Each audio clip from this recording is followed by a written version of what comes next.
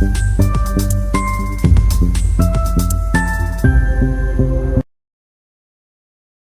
हम लोग समझ लेते हैं मार्केट किस हिसाब से बायर और सेलर को बिठाने की कोशिश किया है।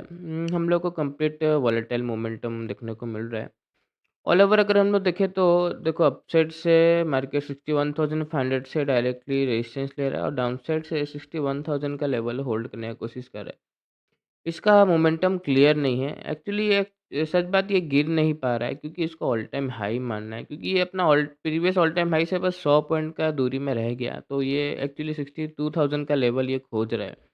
तो ये गिर नहीं पा रहा है। इसका स्थिति, इसका बिहेवियर को मैं कंप्लीट समझ पा रहा हूँ क्योंकि आज ये गिर सकता था। पर ये सिर्फ़ क्या किया क्लोज़िंग तक का ही ब्रेकडाउन किया, फिर उसके बाद 61,000 का ये ब्रेकडाउन करने का इसको बिल्कुल भी दिल नहीं है, ब्रेकडाउन किया नहीं।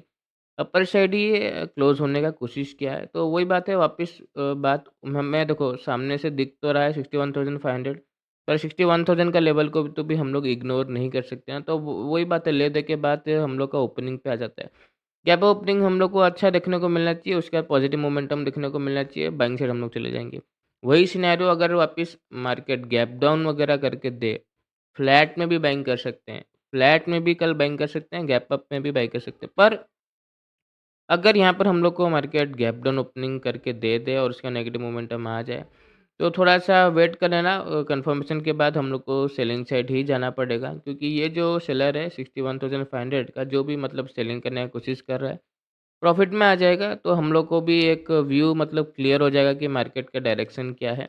पर नहीं तो अभी जिस हिसाब से मार्केट अपने आप को होल्ड करने का कोशिश कर रहा है अपसाइड, गिरने का कोशिश नहीं कर रहा है। निफ्टी भी देखोगे अपने आप को अपर साइड ही होल्ड करने का कोशिश किया है।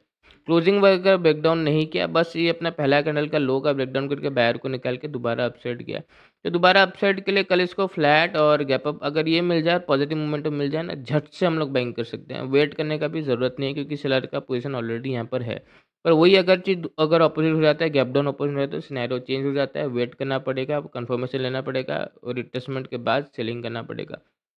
फोमो वगैरह में ट्रेड मत बनाने ला, थोड़ा-सा on the spot situation change हो सकता है, तो प्रॉपर कन्फर्मेशन के साथ ही ट्रेड बनाना। धन्यवाद।